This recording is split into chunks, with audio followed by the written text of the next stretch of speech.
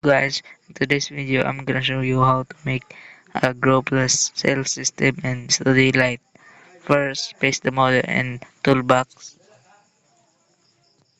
wait for it to load, then ungroup everything.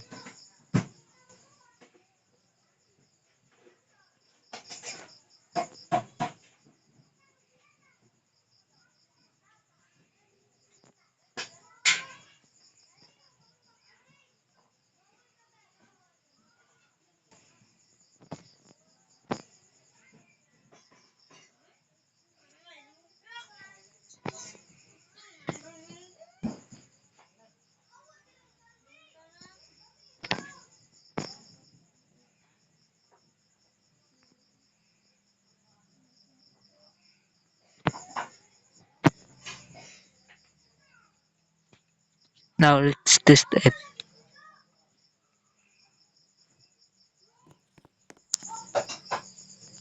See, it has a grow stage.